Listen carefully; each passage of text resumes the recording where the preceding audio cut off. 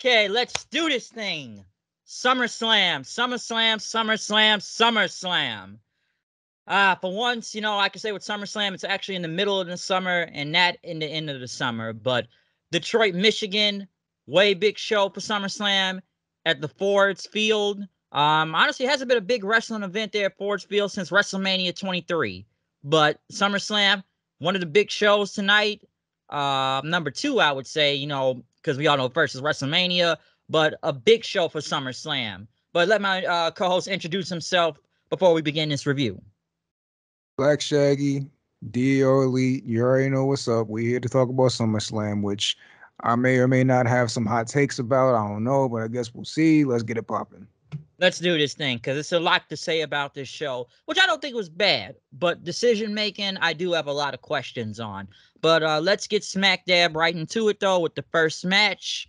Like I said, they open up with the crowd. Michael Cole and Corey Graves were going to be on commentary through the entire night. I know they had Kid Rock do the opening video package, but we started off with Logan Paul versus Ricochet.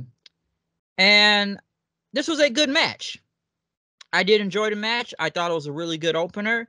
Now, obviously, Logan Paul was in this match first because he had to get to his brother's fight for Jake Paul versus Nate Diaz, I believe was in Las Vegas, which I will say this because I did see that fight. He actually showed up there and still had his wrestling gear on. So he was still there with it. But I did like this match. It was good. A lot of cool spots here and there because, we know how Logan Paul and Ricochet are in the ring.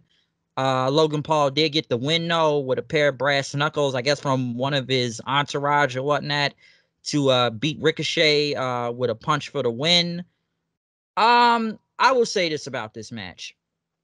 I liked it. I thought the build wasn't bad, but, my take which really kind of confused me about this was, did they really need to protect Ricochet here, of all people? Because this was good. But I'm saying, like, why are we protecting Ricochet? Because of what? They finally mentioned Samantha Irvin in, like, the last week, the go-home show and whatnot. So I didn't know why they really needed to protect him. Like, it's Ricochet of all people. Like, obviously Logan Paul needed a win, because he hasn't really won. I'm like, the last time he won was what? SummerSlam of last year against The Miz, because he's lost to Roman, he's lost to Seth at WrestleMania, and that he needed a win back. But I'm sitting there like, dude, did you really need to cheat to beat Ricochet of all people? Because it's not like Ricochet was really doing nothing really important before. Don't get me wrong, the team with Strowman was good. I like that. But the dude was already like kind of, I don't even want to say mid-card, but almost like an undercard face. So, yes, he got a match at SummerSlam, but I don't think he needed to be protected here. I think they should have just given Logan Paul the win, and he won clean, and that's it. I seen no reason to protect Ricochet. This match for me suffered for the exact same reason that the Shayna Rhonda match did later on, that they were banking so much on the crowd just hating Logan Paul that they didn't do anything to actually make you root for Ricochet himself. Just like later on with Rhonda and Shayna, they know the fans hate Rhonda and they think that's enough to carry Shayna, but the fans don't care about Ricochet or Shayna. They just don't like Logan Paul and Rhonda. So what you got here is a lot of hope spots and stuff with Ricochet, but the crowd isn't really super into it because they don't really care about Ricochet. They didn't do anything leading up to this to make you care about Ricochet. Like, it's not like he went out there and was showing, like, the Velveteen Dream feud, right? Like, the whole thing Velveteen Dream is saying over and over, like, anything you can do, I can do better. So they put Ricochet out there to do dope shit. And it's like, actually, no, you can't, bro. But this one, they built it on a botch at Money in the Bank, which already is dumb because you're admitting wrestling is fake. Right? And so the fact that they built this not on anything you can do, I can do better, but instead they're taking like pot shots at each other or whatever, and they're basing all this off something going wrong allegedly in the match. It's like, dude, no wonder at the very end of this they threw the Samantha thing in there, because there was really no heat between them other than that. Like, what if Ricochet every week was going out there squashing dudes, doing crazy moves and all of that. And then, Logan Paul's like, all right, that's all cool, but when we get to SummerSlam, I'm gonna show you what it really is. And then he beats him, and it's like, all right, cool, whatever. But instead, since we built this the way they built it, not really creating sympathy or even hype to see Ricochet do cool things, it's just like, well, who cares about this? I don't disagree with what you said about why did they feel the need to protect Ricochet, but I am glad they did, just because that they introduced Samantha at the end. Because you can't really, look, since you did it, if they never mentioned Samantha, Logan should have just beat him. But since they mentioned Samantha, they brought it up that they're together. This man's already about to lose to a celebrity at SummerSlam. Like, the least y'all could do is not punk him out completely in front of his girl. I'm just saying. Because I just didn't really see much to really protect him. And honestly, after the weeks they've been building up to this, those promos were not good, especially from Ricochet. I'm sorry, but they should have never let him talk that long on the microphone out there, because it was really bad. Logan Paul, he's not bad on the mic. He knows how to be a douchebag out there, especially being a heel. So he was able to make that work. But I think a lot of, like I said, promos weren't really. It's like, did it make you really that excited to see that match for SummerSlam of all things? And it's like you said, it's not like we've seen Ricochet do anything big throughout all that time. Like I said, we're building this off of a botch at Money in the Bank, and I'm sure Logan Paul wanted to work with him because we've done some cool spots here and there, and Money in the Bank and the Royal Rumble and whatnot. When they both jumped into each other, that's probably why.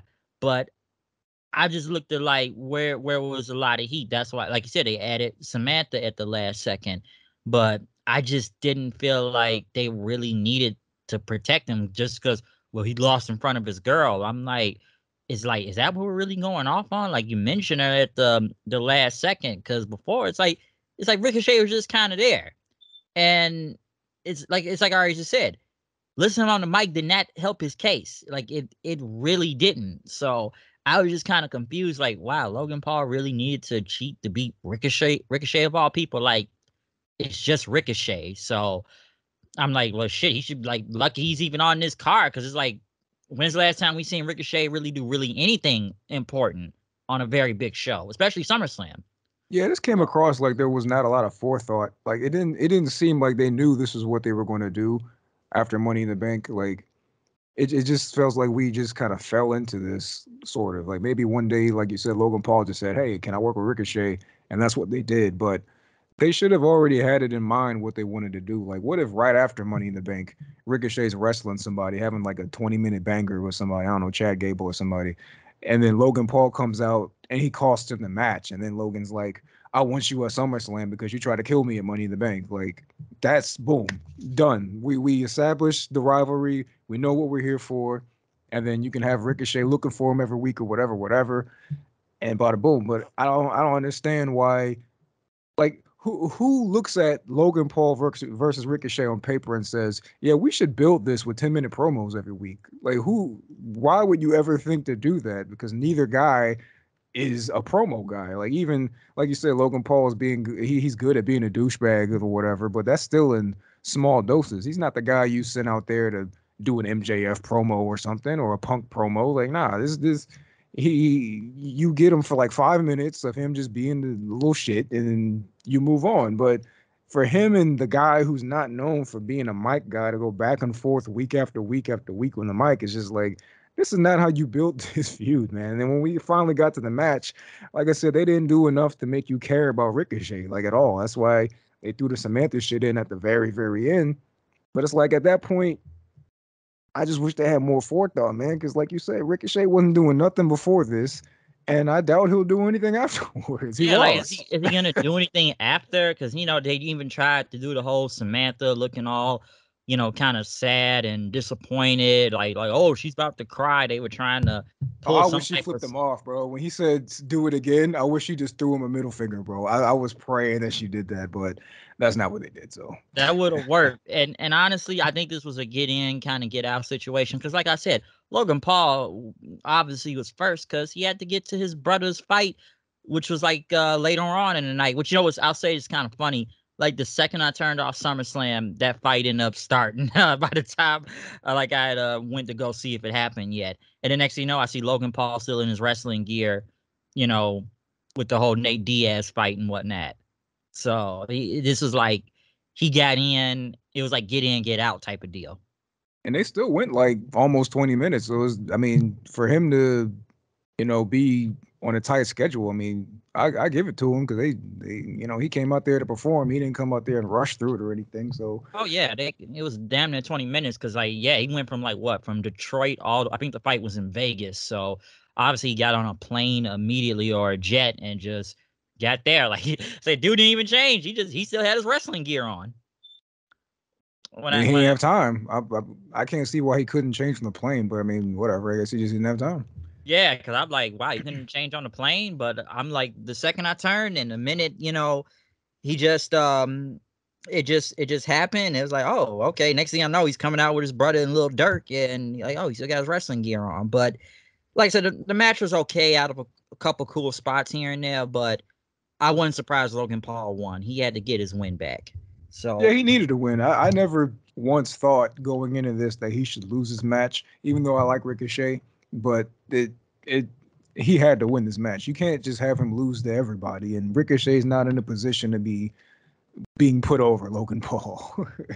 that's true. That's definitely true. But yeah, Logan Paul needed the win back though for sure. Next though, we had Brock Lesnar versus Cody Rhodes. I was surprised this was the second match. I'm gonna let you take this one because I gotta answer the door real fast. I'm actually not surprised it was the second match because if the Logan thing didn't happen, then Brock Cody probably would have been the first match because Brock, he's here until he's not. So he's like in and out. I'm gonna do this match. I'm gonna do what I gotta do, and then I'm out of here. But I'm curious what other people thought about this. I thought it was kind of ridiculous. Like this man, this man Cody is getting beat on for like what felt like ages, man. It probably was like 10 minutes or whatever that this section of the match was where Cody was just getting worked and worked and worked. This man's getting F5'd on the floor. He's getting F5 through the table, bro. And this man still wins this match. And I'm like, I can't believe this is how they booked this match, dude.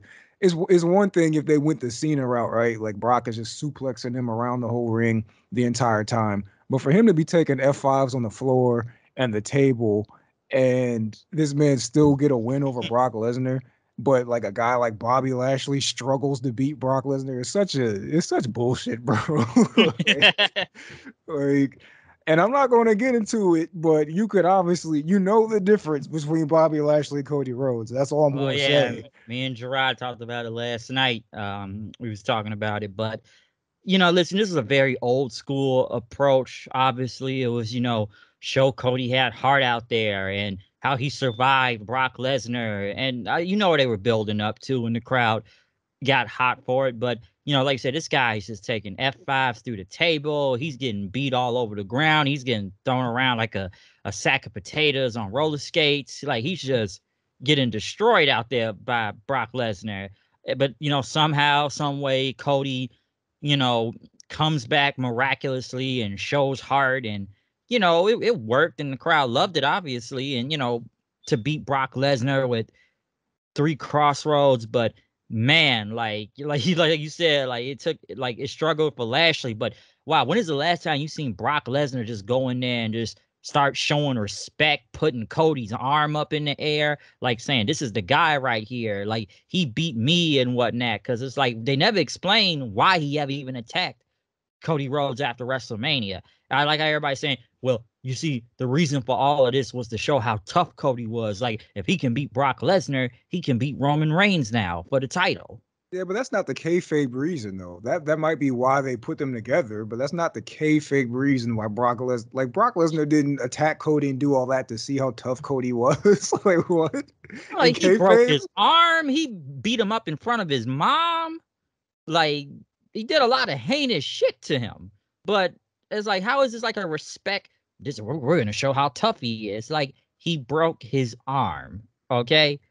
So why I was wondering, and because even I'm like, wow, they was like, give like, come on, when have you ever seen Brock do that? Like, show respect. He may have nodded a couple people here and there. Don't get me wrong, but it's like he never got in the ring and like just start shaking your hand and putting your arm up and giving you the stamp of approval.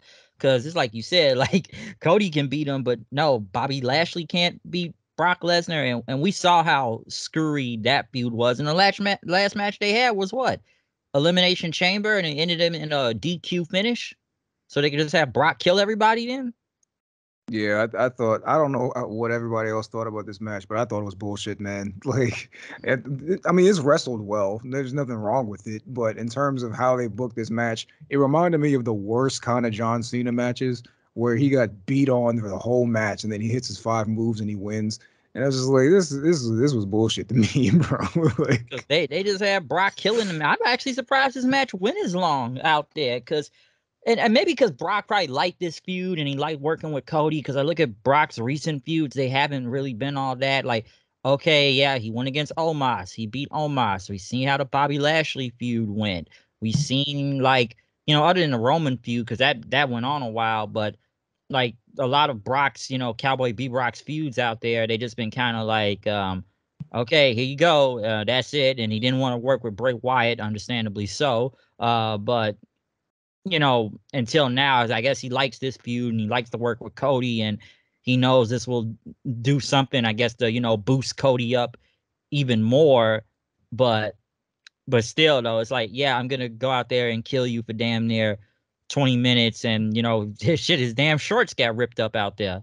But until Cody miraculously comes back and hits the disaster kick and the cutter and 3 crossroads and it's over and knock him into the exposed turnbuckle and he beat Brock Lesnar. But it's like you said, when have you ever seen Brock Lesnar show that much respect to anybody after a match? yeah, I didn't like any of that.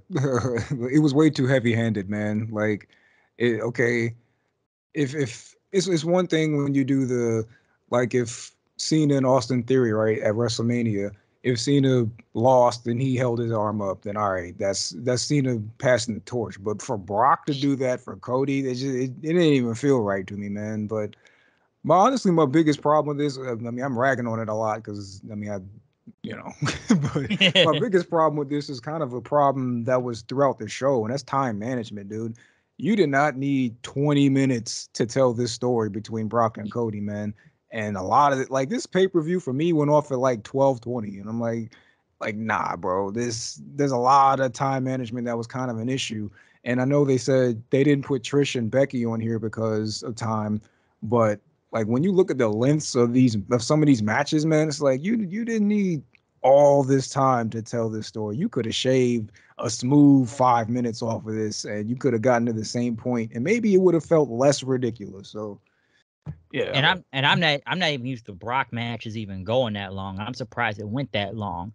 And we said this before. I call this a distraction feud to keep Cody away from the title. This he's is gonna why. have another one. Yeah, I don't know against who yet, but yeah, this was like, okay, we got to keep Cody away from the belt. So we're going to do this distraction feud, which, I'll still sit there and say I feel like they should have pulled the trigger at WrestleMania. But, no, we're going to do this Brock feud that's going to go on for like which went on for like literally like what, 3-4 months. So, there you go. And what's so funny about, and I'll say this last thing about, Cody pulling the trigger. Apparently that's why they said the Elite they didn't want to go to WWE because they didn't like, I guess, how Cody was booked, and they felt like they should have pulled the trigger at WrestleMania, and that kind of made it easier for them to re-sign with AEW. Like I actually read that. I don't think that's a serious thing. There's no way that was the decision maker. No Oh, way, I because it's know it's other obvious. thing, It's obvious they still want Cody to be the guy. So that's obvious. That's not it.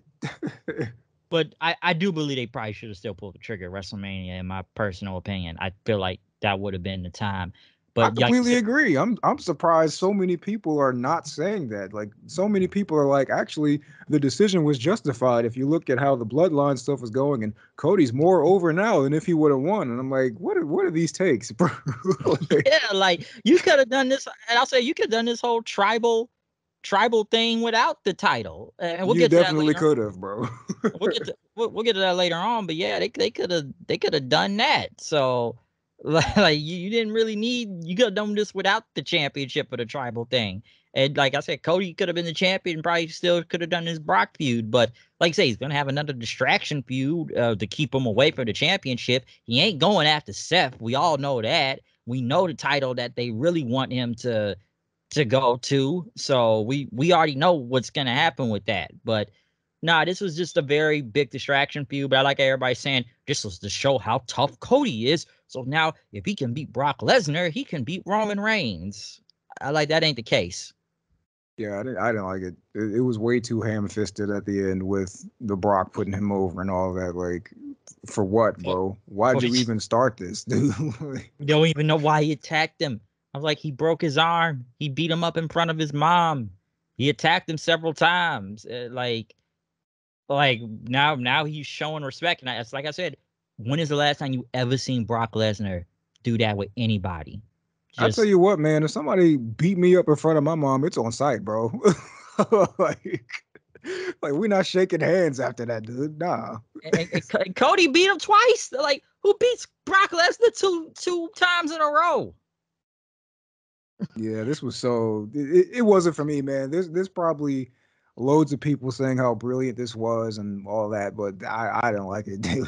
Yeah, like I get the story, I get the old school approach to it, I get timing and pacing, but it did go on pretty long, which even I had to say, like, I'm like, Brock, just kill him already. I even said that kind of midway through, but I get the pacing, but yeah, once it got to the end, I'm like, wow, you don't never see Brock Lesnar like do that with anybody, like putting him over like he's the fucking man now all of a sudden. So, and This is the Cody, kind of match that Cody would have gotten booed for in AEW. oh yeah, they would have booed him off the building.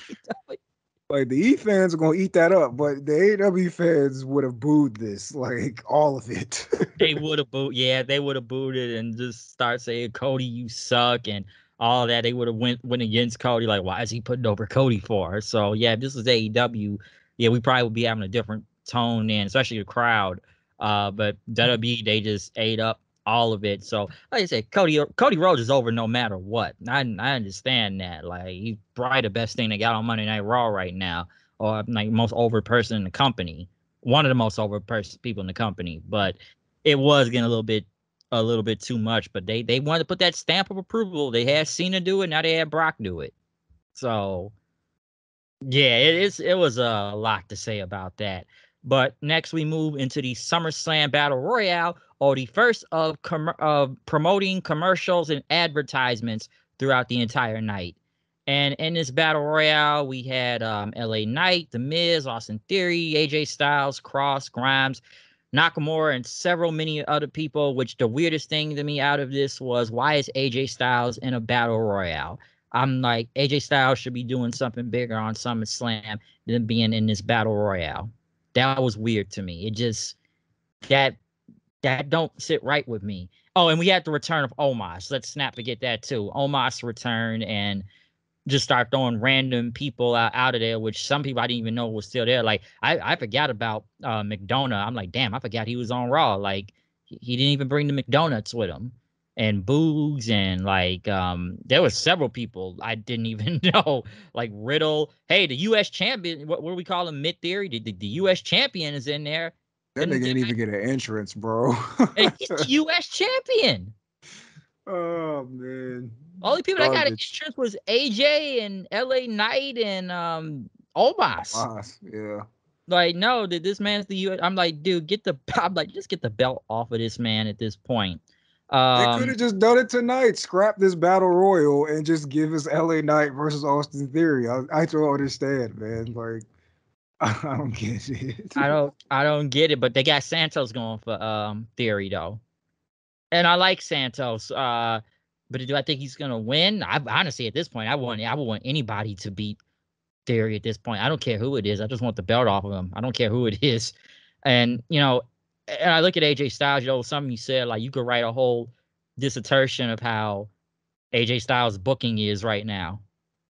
About how Like, much I hate it. I don't give two craps about this feud with Cross, which obviously they're still continuing with it since he screwed him out of the Battle Royale, which for some reason I feel like Cross is on his last leg right now. I don't know why, but I just feel like he's on his last leg. I mean, maybe Triple H finally woke up one day and said, "Actually, this nigga's trash," and the realization sank in a little too late. Because listen, man, things could have been a lot different if we didn't build NXT around Karrion Kross. But that's a conversation for a different time. But yeah, And this man has been dead for at least a few months, man. and didn't AJ beat him in like 2 minutes on SmackDown like a few weeks ago? So I'm like, why is this still continuing? I don't know. Why? Like, why? I'm sorry. People say, well, the reason why he's not over it's because of the hair. It's not because of the hair. It's not the hair.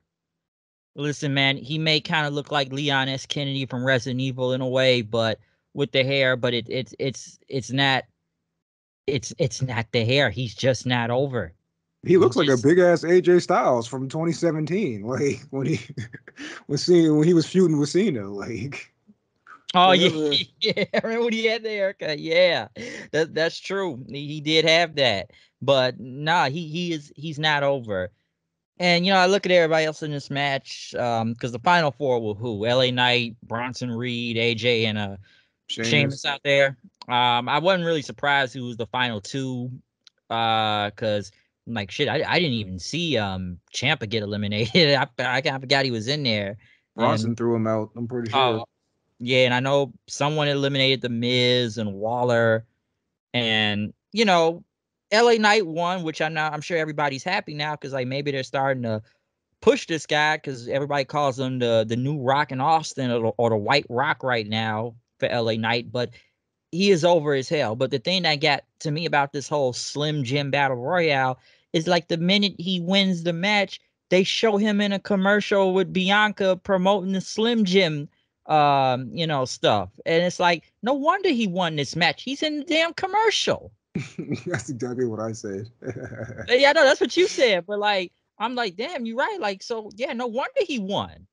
He's in the commercial. Which you could have just done the commercial without even doing a battle royal. Like, Also, did we need a video package to explain a battle royale? Did we need a video package for that before it started? yeah, that had me dying. I'm like, They tried to wait, make it like really? it was that important. I guess that's what Slim Jim paid for. I mean, I don't know.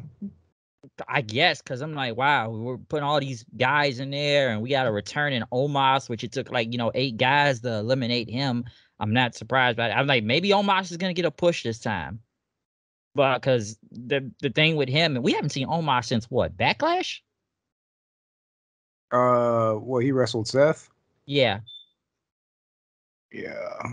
I I don't know if he's getting a push because I feel like here's the problem. I'll say this with Omos real fast. It's like they put him against these big names, but it's like you have him kill several job guys on Raw for a few weeks, maybe 2 or 3 at the same time, and then you have him go against big names like Seth or Brock or Bobby and whatnot.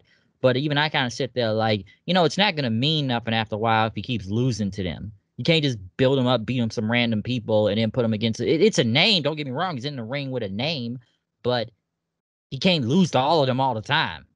I actually think the last time we were on here to talk about a WWE show, I said the best thing they could do with Omos is have him squash a bunch of people and then lose to Gunther. Like, I'm pretty sure that's what I said, and I still feel that way because my point back then was like Omos exists to what end? Like, what exactly is the plan for Omos other than to just be a big guy that can beat people or put other people over? Like, I mean, if that's his role, like he's not in a tag team, he's not going for any titles. Like, he's kind of just here to be big. And MVP is trying his best to get him over. Honestly, I just wish they put MVP back with Lashley now, whatever the new thing Lashley got going on with the Street Profits.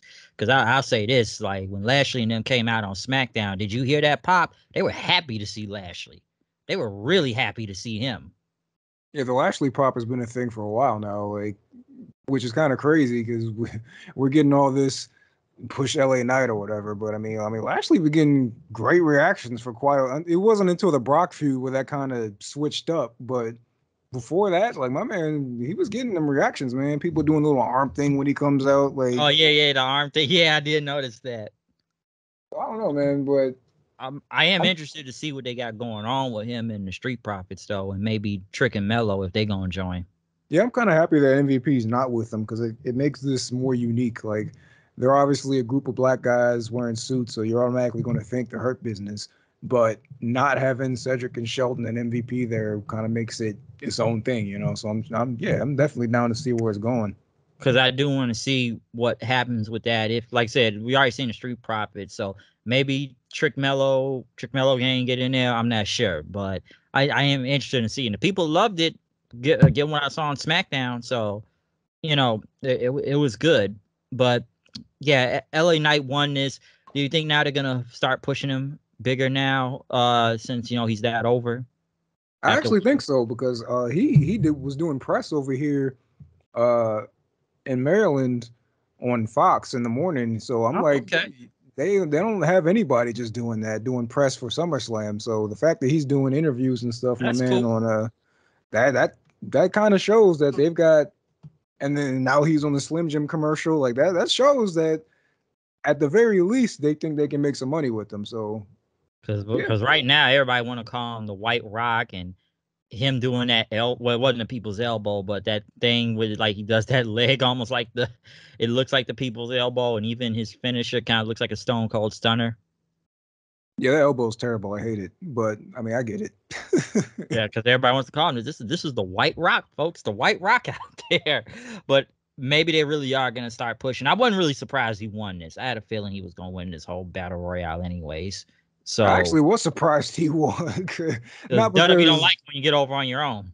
yeah, exactly. History has shown, and I don't even need to name names. Y'all know. Like, I'm surprised they actually ran with it. Like, he's over, so let's push him. That was very surprising. A good surprising, but very surprising. Yes, very surprised, but a good surprise though. So something may happen next, though, and I feel like just where the crowd start going down.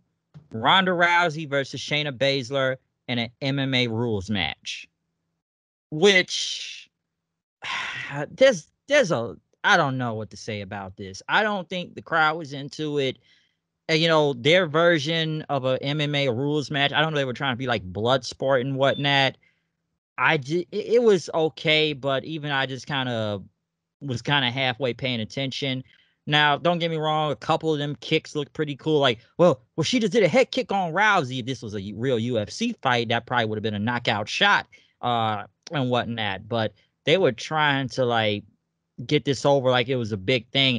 I don't know if the crowd really cared that much. People already knew. Well, to what we know is that Rousey is most likely on her way out the door right now, and I'm sure she just wanted to put her friend Shayna over, which I understand that. But this match wasn't really. It just wasn't all that, and even I got confused. Like, who is the face in all of this? Because people just don't like Rhonda, so we understand why they boo at her. And let's be honest, her second run has not been good ever since she came back. Her second run has not been good at all. So I don't know if this was the last thing she's doing before her way on her way out the door, apparently, because they tried to get us over with video packages and trying to show, where they came up in MMA together and whatnot, and how they were friends and then they betrayed each other. So this just wasn't all that, but they gave Bayzler a win. So because I obviously the crowd didn't care that much.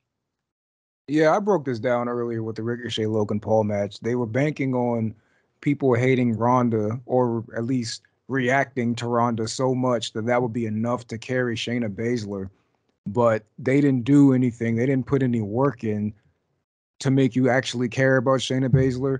And so when the crowd isn't into Shayna Baszler, and then they're more indifferent to Ronda than actually disliking her, then it's like, well, why would the crowd care about any of this? And I've been on this podcast a lot talking about how I feel about simulated real fighting. And it's so crazy that, like, all the tools were there, right? I'm gonna start off positive. All the tools were there. You have Ronda, who was very good despite having not a great second run. Shayna, who was also very good, who despite not being booked to her fullest potential. And you have the idea that both of these really good MMA fighters are in a position where they can do what they do best in this environment. But the problem is they wrestled the match like they were in a cage, and they weren't. So instead of us getting this intense uh, fisticuffs, throwing bows and all that, we got them dancing around trying not to get hit for the first like like this was a real fight, like what you would do in a real fight, trying to, feel each other out and all that. But this is not MMA. This is wrestling, bro. The way Finn and Seth started their match is how this match should have started. You should have just started throwing hands, bro. Like, don't try to sell me on we're trying to do a real thing here when this is not that, bro. Like, you can do that in MMA because it's real. People have an expectation that you're not just going to go in there. I mean, that's how CM Punk got knocked out by Mickey Gall, bro. You don't just run at the guy and Yeah, like, you don't do that. but this is wrestling, bro. You don't you can do all of that because it's not real. You can make it interesting because you're not simulating a real fight. You're doing a wrestling match. And so for these two, knowing fully the potential they have and what this match could have been, for them to go in there and try to have a real fake fight, it was very annoying. Like, you could even hear the crowd at one point chanting boring. And I'm like, yeah, man, Oh because yeah, I heard that. they're over here rolling around on the mat trying to do a real fake fight instead of just giving us a really good fake fight. Yeah, they Like, were going for chokeholds and arm bars, and Bayzler won doing the whole careful to clutch. Like, Rousey didn't tap out. Well, she passed out, so I don't know if that was even giving her an out. And I don't know if this is like whoever's booking this show, whether it be Vince or Triple H. I always notice one thing in Triple H's booking. He does what he can to damn near protect anybody, because we saw that, like, kind of backtracking to Ricochet, they protected him, but I've noticed a while on Triple H's booking, he likes to protect people. Like, doesn't want everybody to lose all the time. Like, that's been noticed for a long time now. see, they But didn't even accomplish what I thought the point of all this was. Like, I thought the whole point of this was to reestablish Shayna Baszler as a killer on the main roster, right? But they, at near the end of the match, they have her sitting in the corner because I guess Rhonda hit her too hard, like in kayfabe. Rhonda hit her, she caught her with a good one. So the refs and stuff are checking on her. And I'm like, no, no, that's not what this was supposed to be.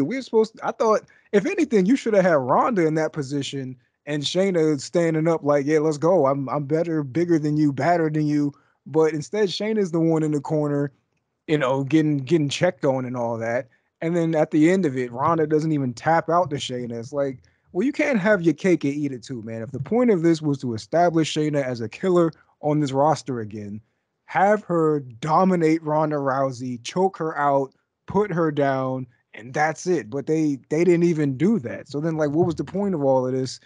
If not, like, they kind of left it on an even playing field. And if Ronda's really about to be gone, then why? What was the point of that then? What's it going to damage Shayna's whole thing coming into this match? I'm going to damage Ronda Rousey's reputation. So you think Shayna's about to just beat the holy hell out of her, and that's it? But we didn't even get that. So to what end, bro? Which is going to be the catchphrase for this episode, I guess. to what end? To what end? And this, like I said, it wasn't a dominant win. This was not a dominant win for Shayna. Like, yeah, choked out Rousey, but once again, she didn't even tap out. So it's almost like, would you say she survived Ronda Rousey out there then? Like, Pretty much.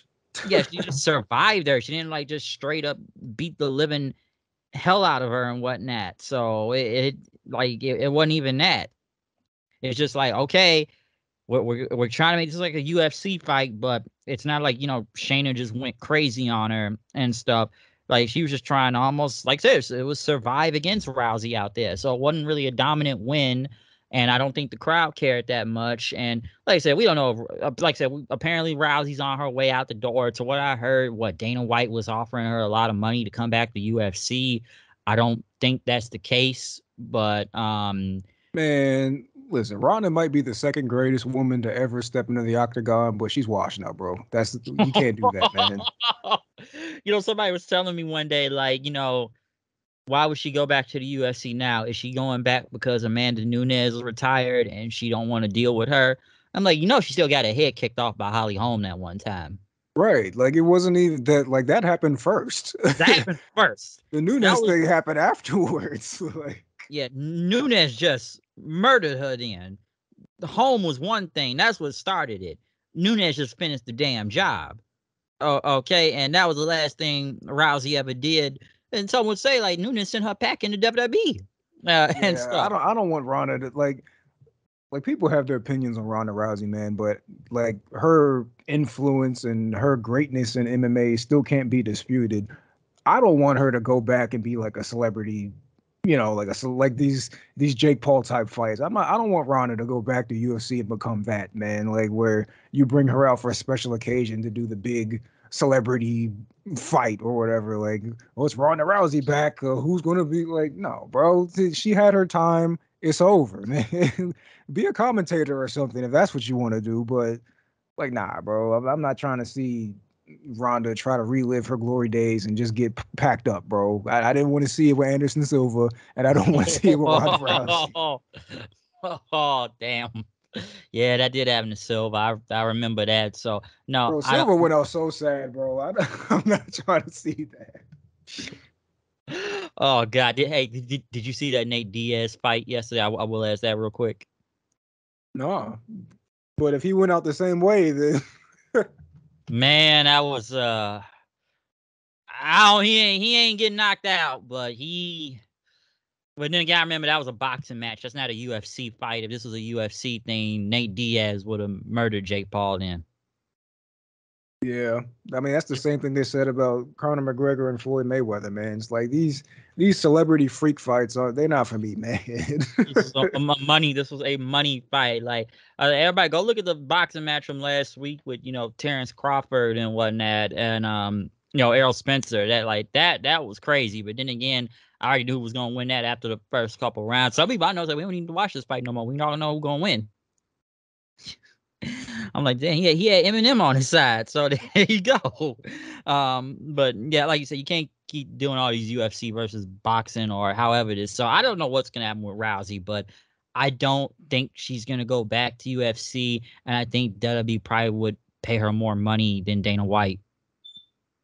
I don't know, man. At this point, I don't think Ronda is bringing in what she did in her first run, man. When she came, even after getting knocked out by Nunes, man, when she came in, it was with such fanfare. Like people were really excited to see her, and it was a big deal that Ronda Rousey was there. But then her second run, it's like actually people don't really care about Ronda Rousey They anymore. don't. She feels like another person of the roster. I said this back in the draft when they did that. Like, remember when Ronda Rousey was a big box office attraction and that people wanted to see her? It's a big name. You keep her for like those big matches. But then when I kind of felt like in the draft, like, you're like the seventh, eighth person being picked, and you're being picked as a team with Shayna. It's like you just another person part of the roster at this point. We've seen how bad the second run is gone. We seen with her with the title again. It did not work. You can probably maybe say some of the opponents they put her against and whatnot, but they tried to get over the face. It did not work, and then they went heel, and then they hit the in case of emergency break Charlotte glass, and they got the belt off of her, and it really has not been the same when she came back the second time. It's not that same fanfare.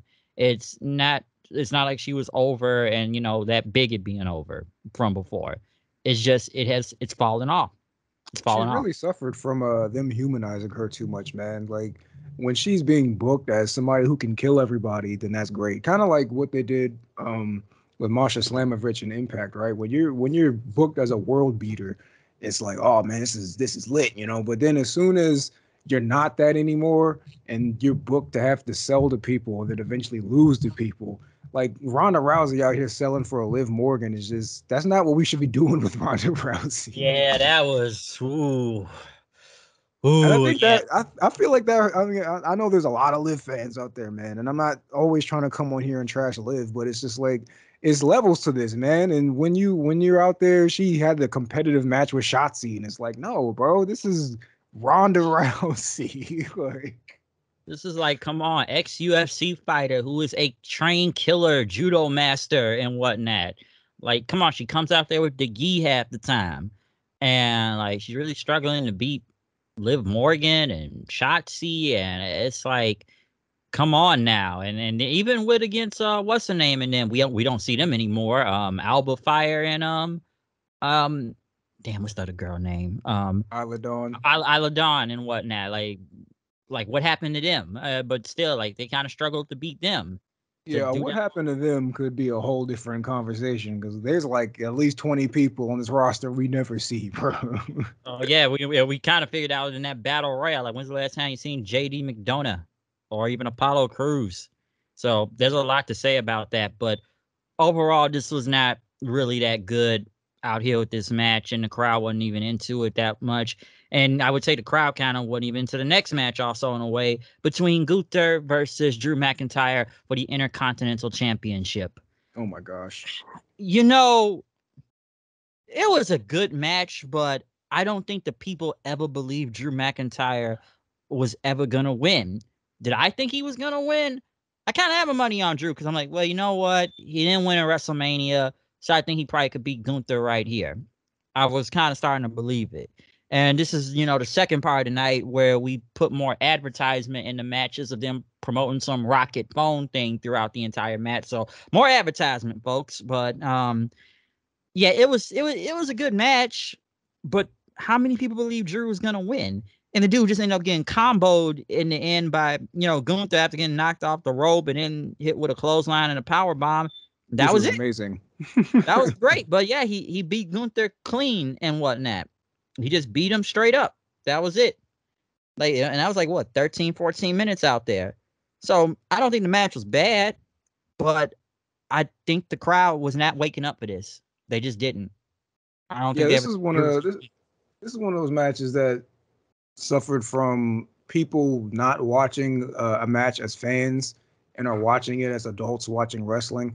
Like when you hear what you gotta turn that off, man. Because when you hear things like Gunther's only so many days from breaking the record, then your adult watching wrestling mind says, okay, well, obviously he's going to keep it until he breaks the record. But you gotta cut that off, man, and just be in the match. You just gotta watch it and just invest into it. And you can say that a lot from the main event too about Jay's never going to be the guy to be Roman. Like you got to turn that off and just be in the match, man. And I feel like you said, I don't think a lot of people believe that Drew was going to beat Gunther, but there's no reason people shouldn't believe Drew could beat Gunther. He's Drew McIntyre, bro.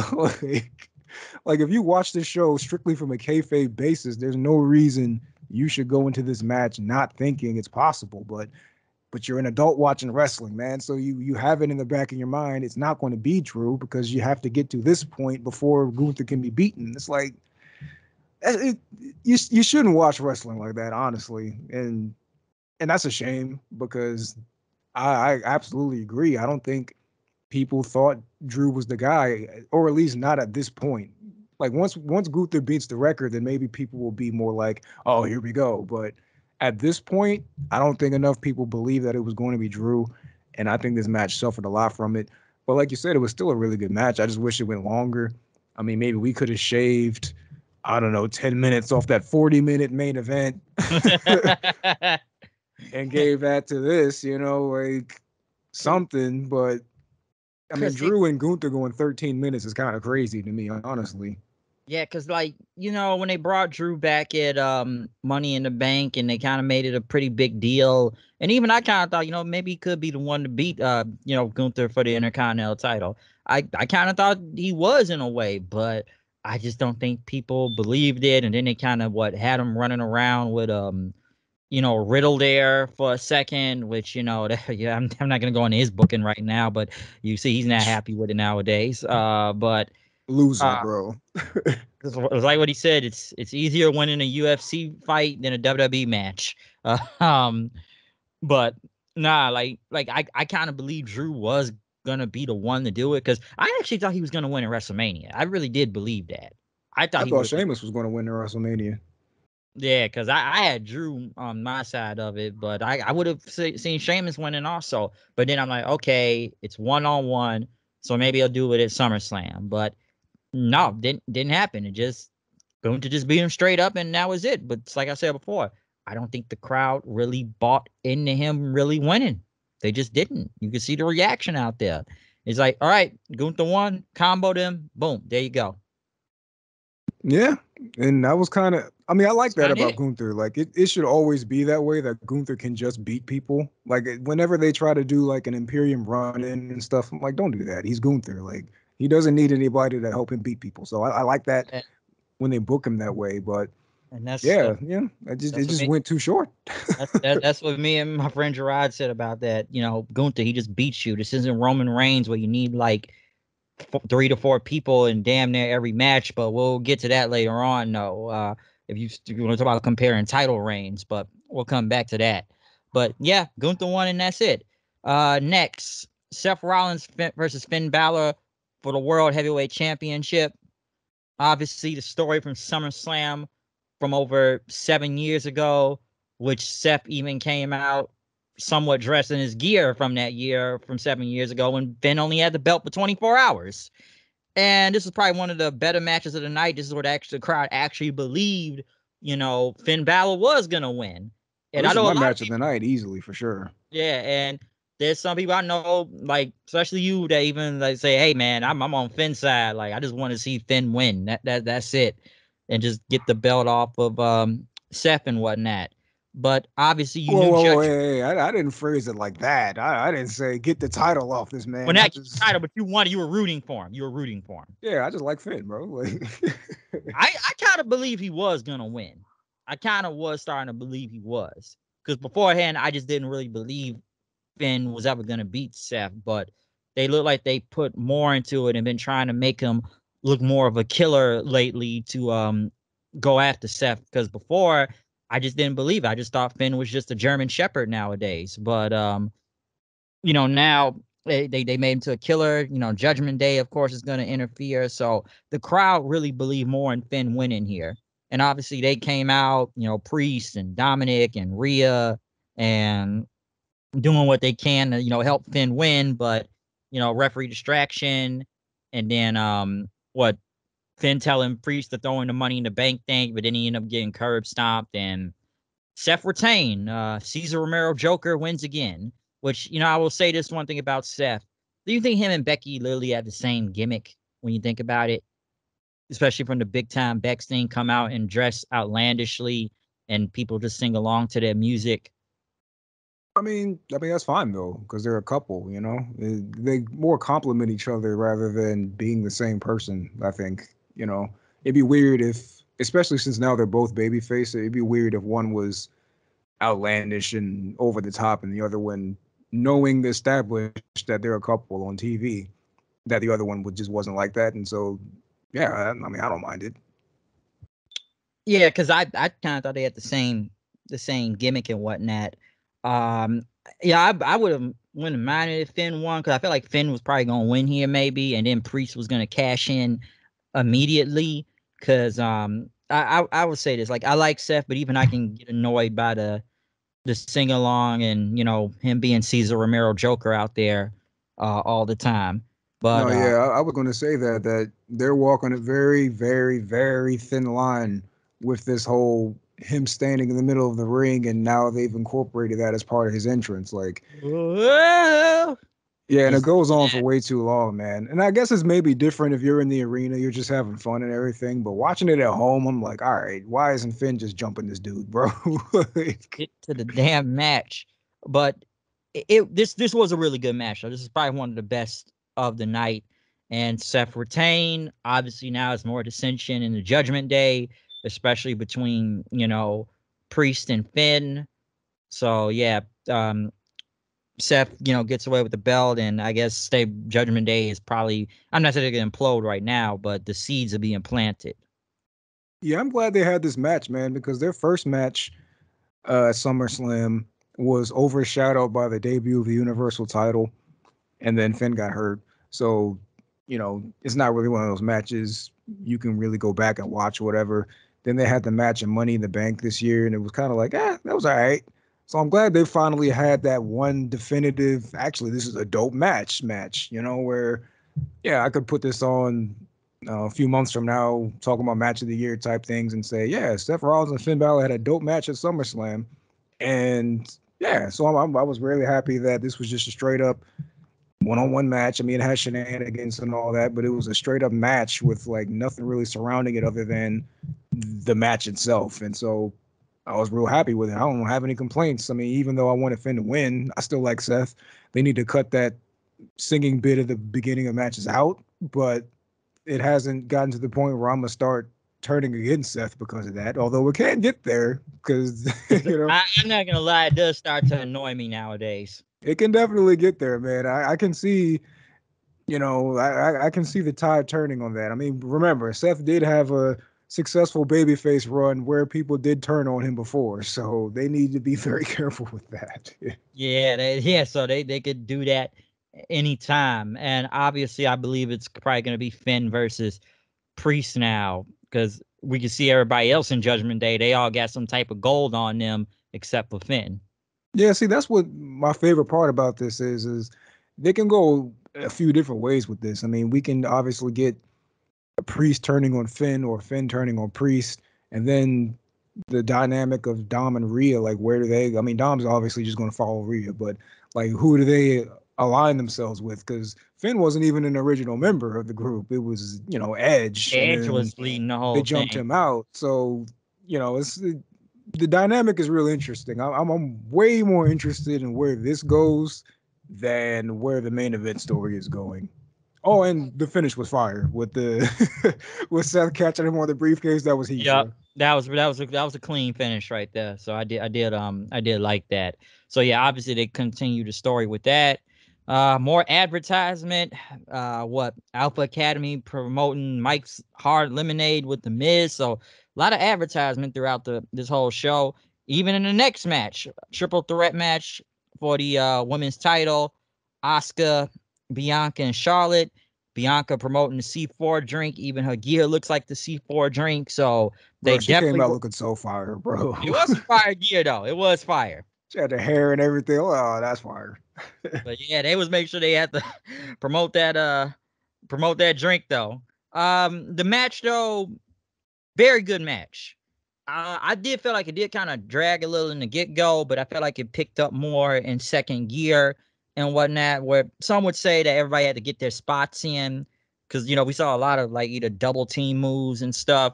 And even when one thing they had kind of played up was when Bianca looked like she hurt her knee, and then they looked they were gonna carry her to the back, but she came back out the last second and get back into the match and whatnot. Especially do that 450 on to Charlotte and whatnot.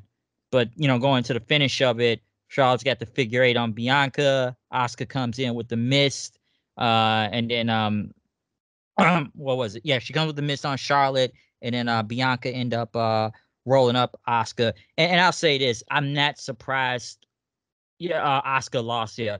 The minute I saw Asuka come out second and that last, I'm like, she is losing the title to either Charlotte or Bianca. I was like, I'm not sure which one, but I was like, she's about to lose. I'm like, Yeah, I didn't come in here thinking that, but when she came out second, I definitely switched gears. And I agree. I yeah. thought for sure Once I that was the sign. once I thought that like if the champion ain't coming out last, I'm like, I think she's about to lose. I was But she really didn't even come out first. She came out second. second. She came out second. Uh, so that kind of told me the writing on the wall for her. So I was like, it's gonna be a new champion. I was like, watch, it's gonna be a new champion. Like I was just kind of waiting on it. It's gonna be a new champion. Like just watch. It's either gonna be Charlotte or it's gonna be Bianca. It's gonna be one of the two. Like just watch. So I'm not really surprised Asuka lost. And could they have given her a better reign with the title? I Yeah, mean, but she didn't do nothing. she hasn't done nothing. Like there you go. She hasn't done nothing since she had the title. And listen, people wanted to see more of Charlotte versus Bianca, because that's technically the money match right there. See, that's why I thought coming into this that Oscar was going to win, because the story has been so focused on Bianca and Charlotte that it's easy for Oscar to just sneak a win and leave with the title while they go off and do their own thing, and then Oscar can feud with somebody else. That's why I thought Oscar was going to win, and then Io was going to cash in on her, but instead they had Bianca win. So I guess they're transitioning to Bianca back to a damage control feud, I Oh guess. God, not that again.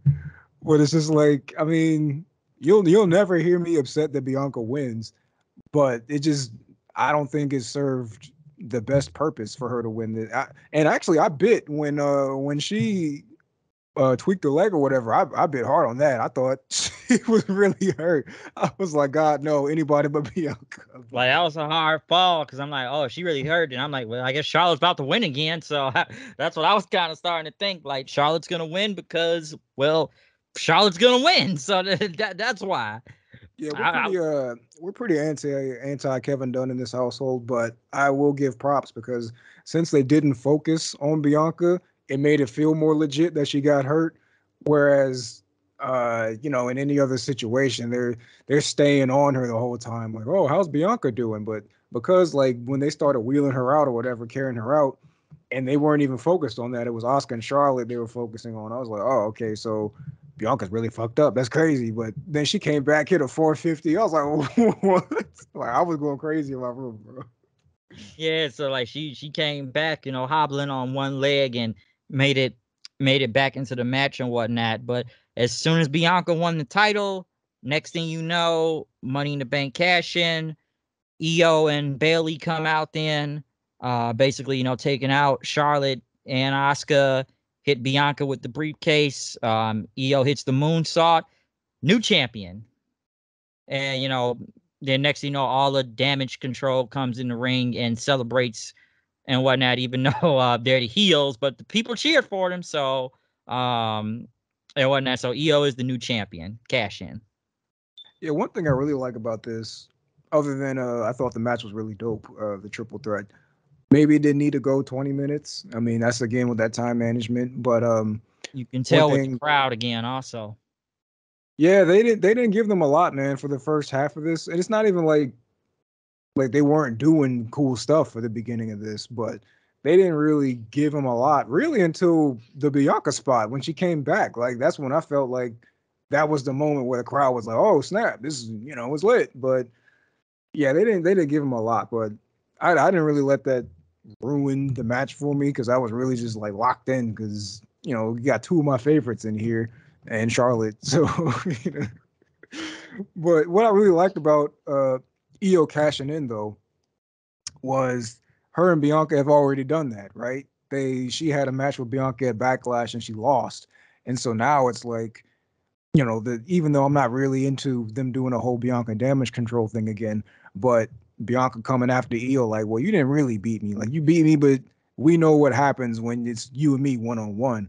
But also, you could argue that Io only lost that match because Bailey was kind of fucking up in that match, that Backlash. So Oh, there's yeah. like there's a lot, intertwined in that where it could be a really cool feud between Bianca and Io if it doesn't just spiral into a damage control thing because we done already been there, done that for like a year.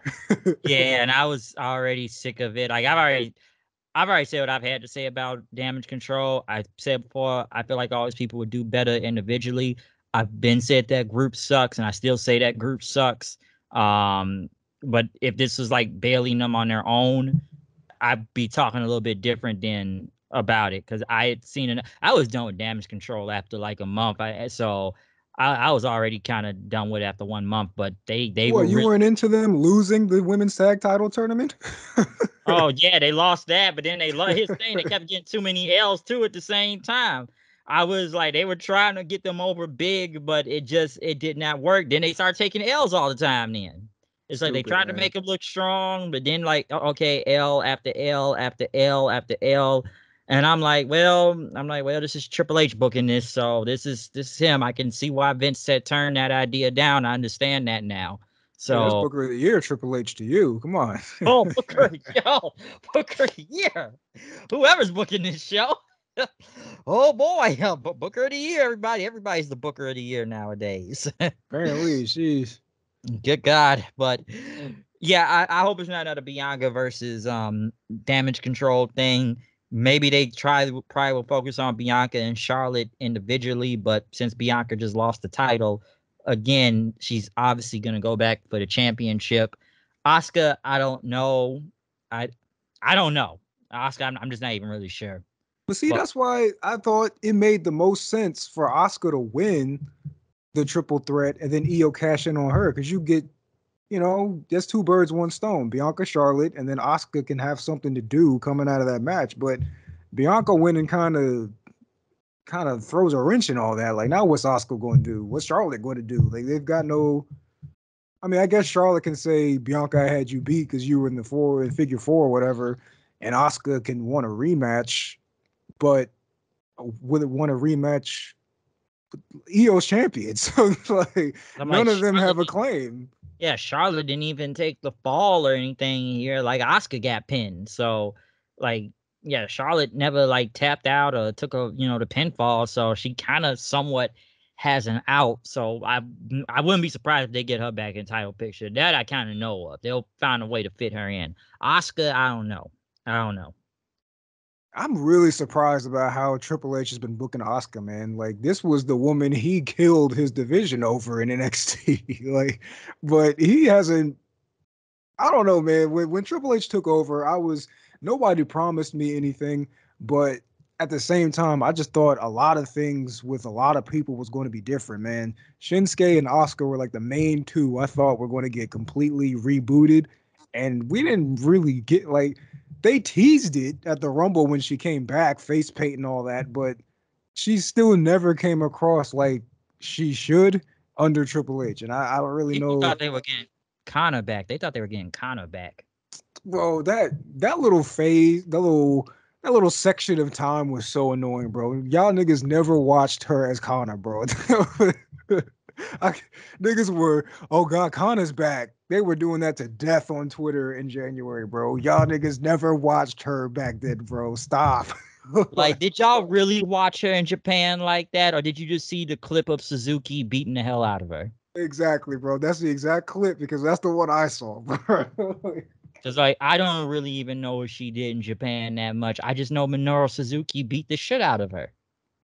Niggas be trying to they try to come across so cool, bro. But y'all niggas did not watch that. Watch it where, bro? Like what you had the service or what? New Japan World? Like where how did you In watch this, Japan, bro?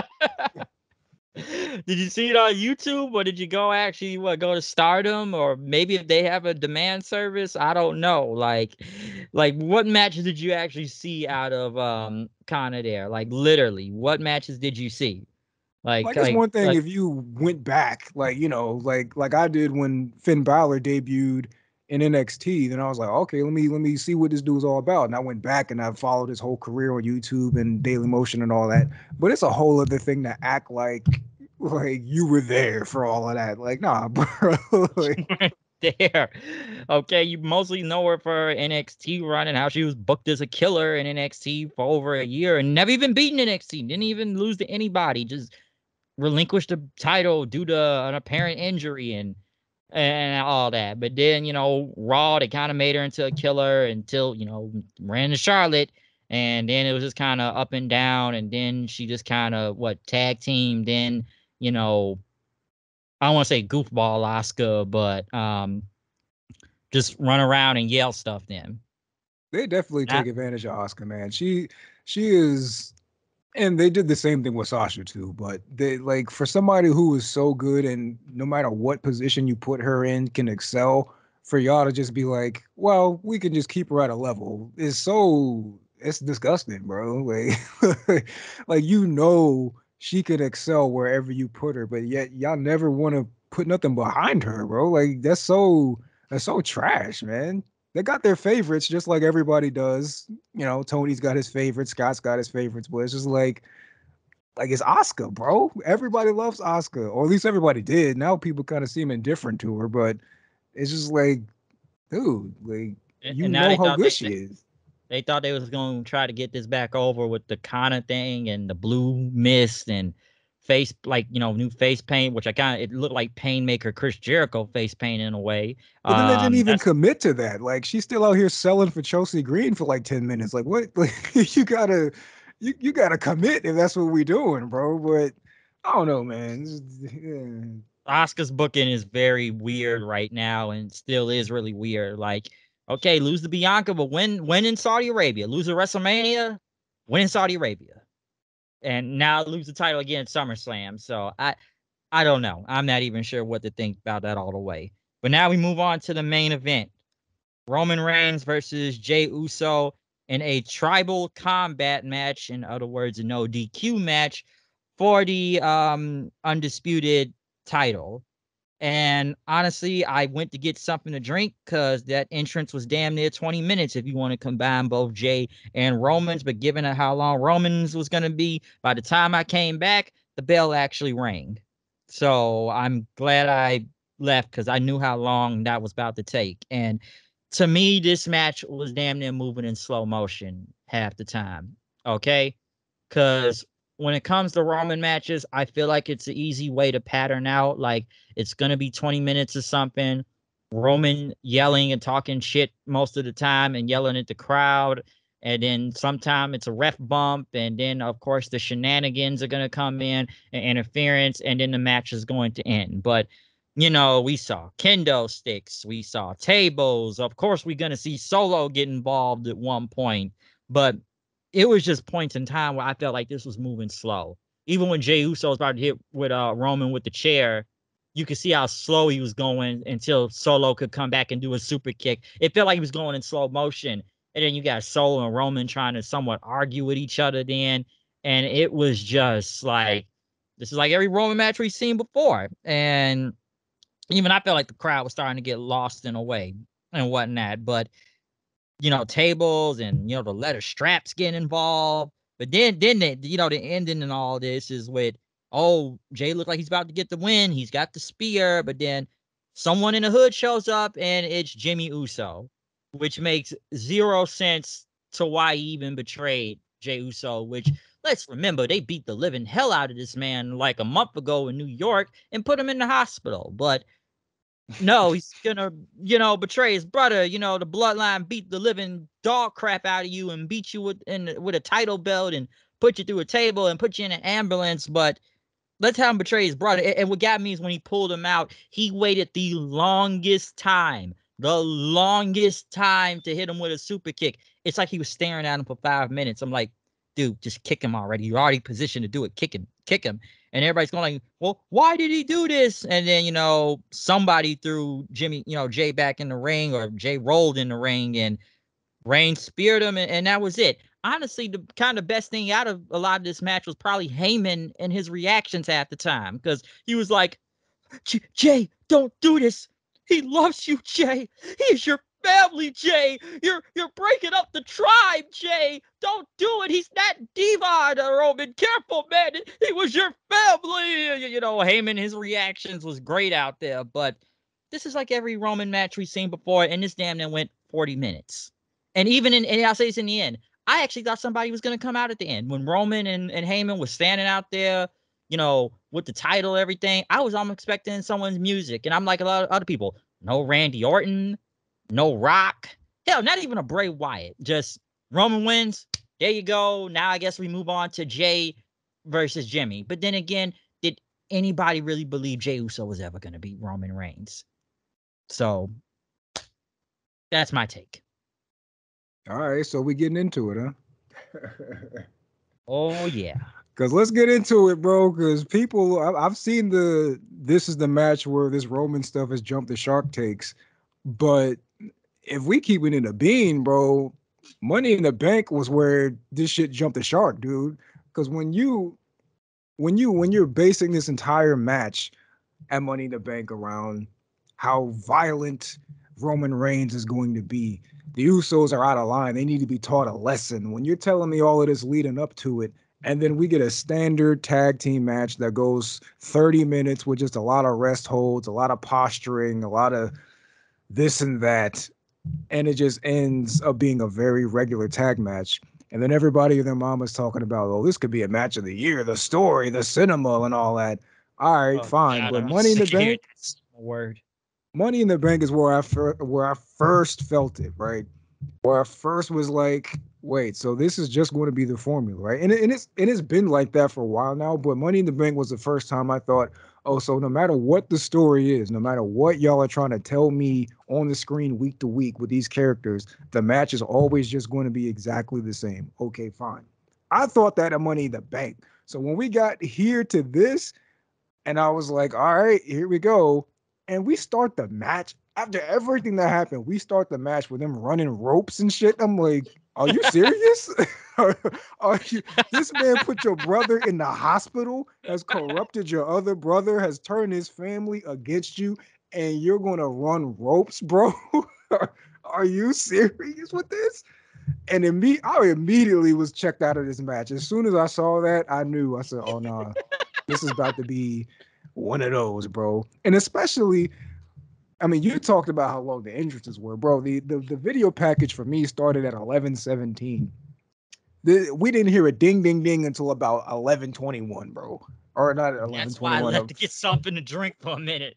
not 11:21, 11:31, bro. It was like a Good smooth God. 10 minutes before. And I was just like, bro, this is going on so long. You want to talk about Trish and Becky not on here for time, bro? You could have cut so much from this, dude. I'm looking at this Wikipedia. This shit went 36 minutes, bro. Yeah, I'm 36 looking at 36 minutes minutes. I'm reading it right now too. of posturing. And I've been real vocal about wrestling matches being wrestled just to go long and how much I hate that. All these Roman matches are booked that way, bro. Whoever's producing these matches, bro, stop it, dude. Like, I can't. And all of that, everything I just said, isn't even me talking about how dumb the finish was. All of that is just preliminary stuff I don't like about Roman matches in general, dude. Then when we actually get to what happened in the match, dude, we get to the finish, bro. Just like you said, this man, Jimmy Uso, comes out and costs his brother the match after all that Roman Reigns has done to him. Even not even talking about recently, we talking about 2020, bro. This man had him locked up with his injured leg, so Jay had to quit the Roman to save his brother. We talking about going all the way back there, bro.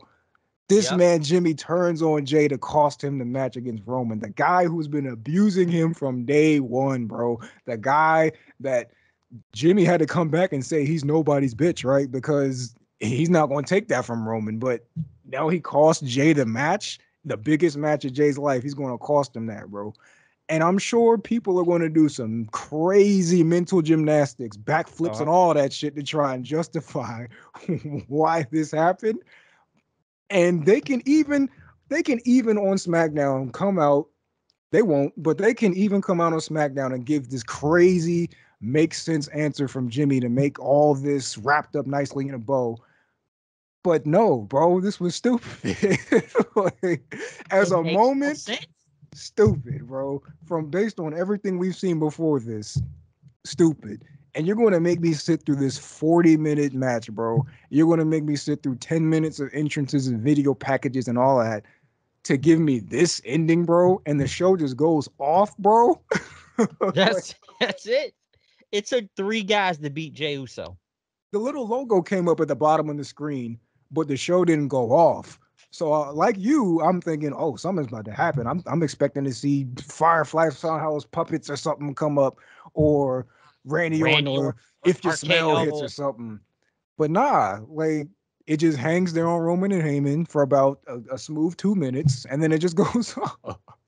Show's I'm over. like, this was trash, bro. And I don't want to be the guy who comes on these pods with you and is always negative about this, but it's like shit was dog shit, bro.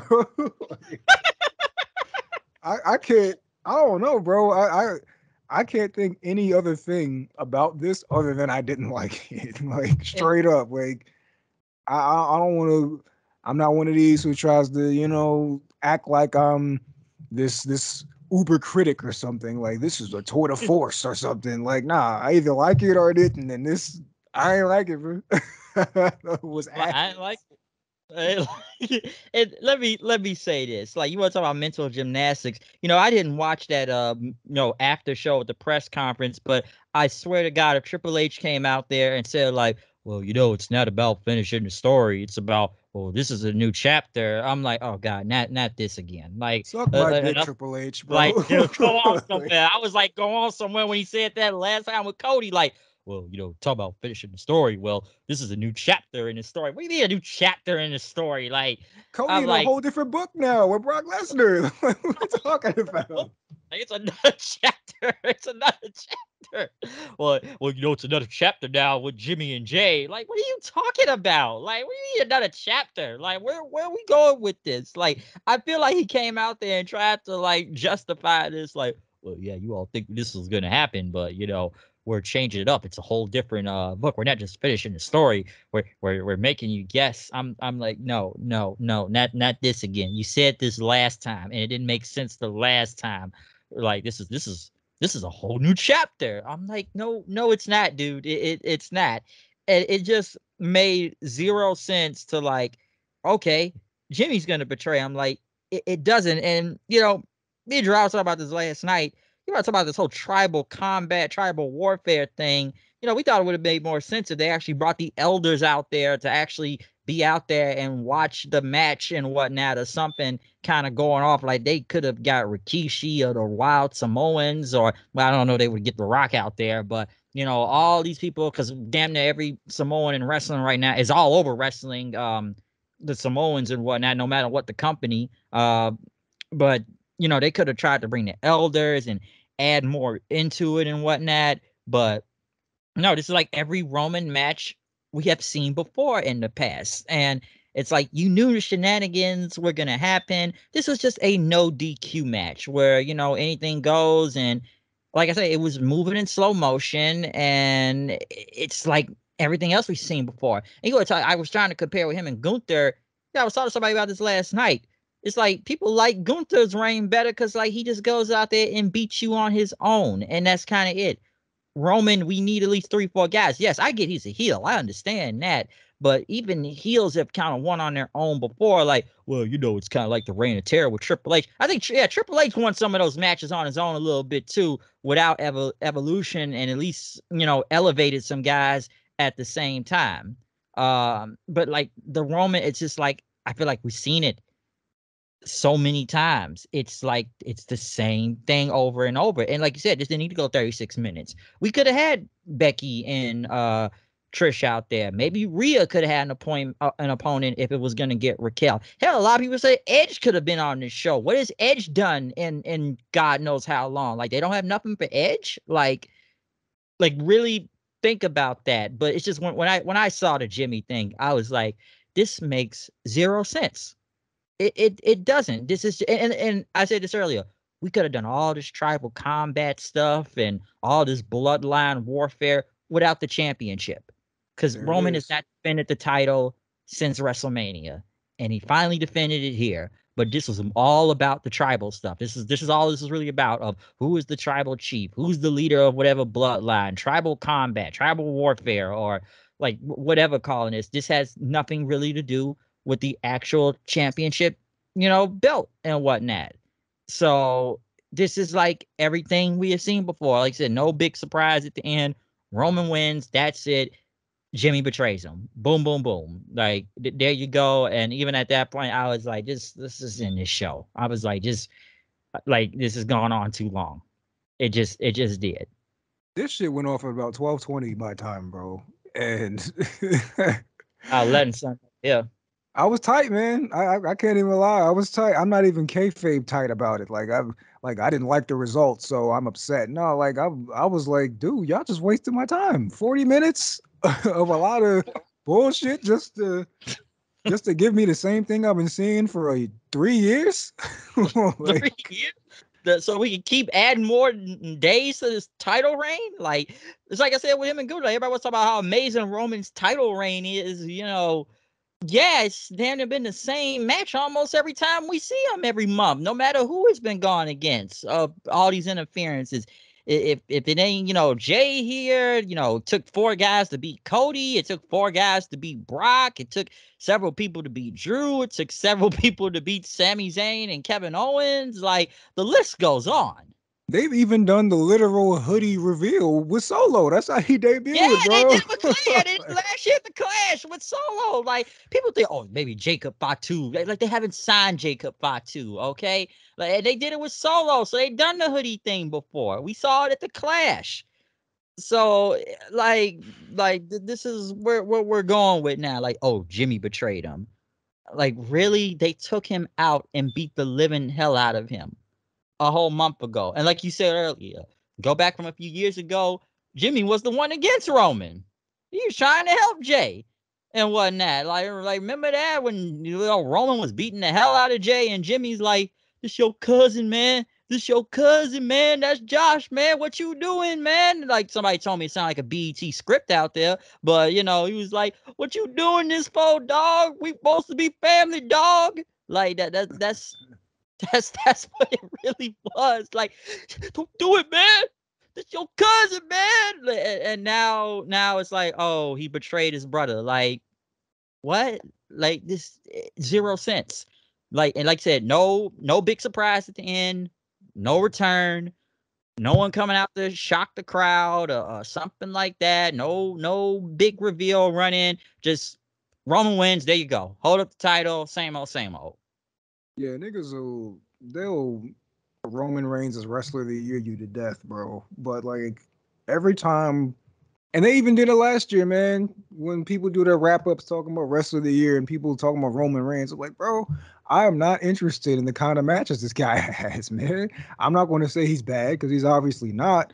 But when all your matches are laid out the exact same, like I remember for years, man, when people talking about the Young Bucks and they're like, "Oh, the Young Bucks are trash. All they do is super kicks."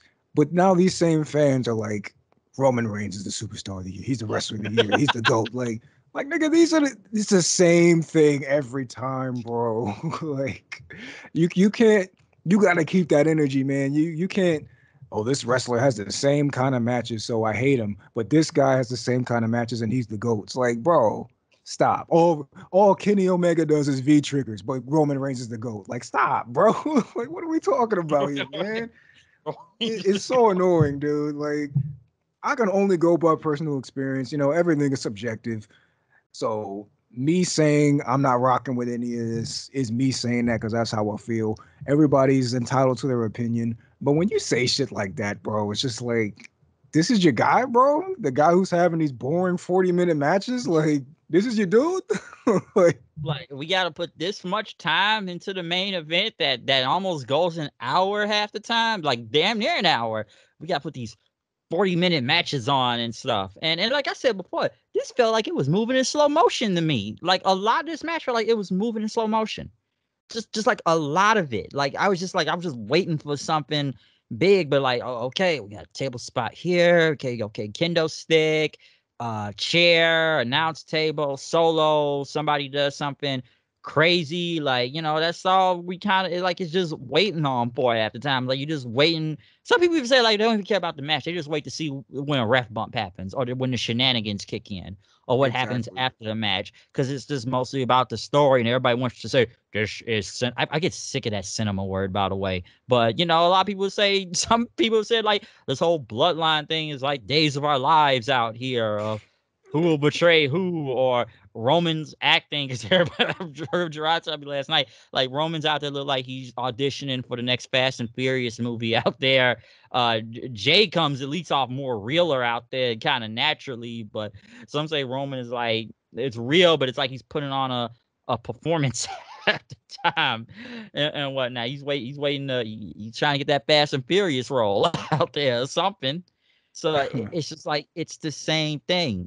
And I'll go back what I said before. All this could have been done without the title. All of this could have been done without the title. It's not like they have any opponents. Like, who's really going against Roman Reigns next right now? Really think about that. Who is the next opponent? It's over. Who? This whole Jay thing, he lost. It's over. So, great question. It ain't AJ. When we came on here before, I said AJ and Lashley could be guys next up, lined up, but they have been booking AJ like garbage. Lashley just came back. He doesn't really seem interested in it, I guess, unless I don't that's know. what They they want do. Lashley lose. I don't think they want Lashley losing right now.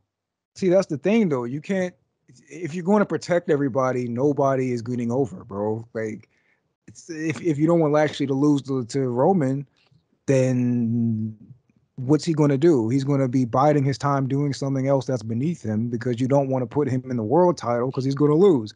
Meanwhile, Roman doesn't have any credible challengers because the only guys who honestly are are not going to face Roman because you don't want them to lose. It's like don't want them to lose, or if they've already lost to Roman. So even I'm like, who else on SmackDown really about to face him?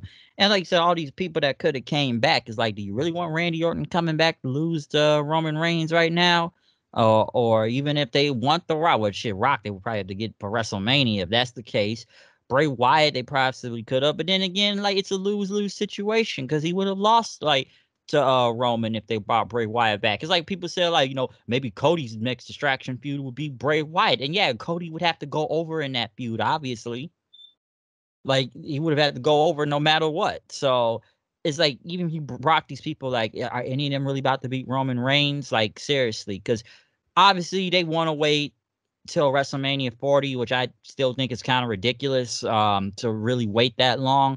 You know, months ago, I even would have said, you know, maybe they could do Cody and Roman at SummerSlam and Cody could win there. We can still give Roman his 1,000 days, but Cody could win here. But obviously, I was wrong about that. So yeah, I think at we this all said point, that honestly.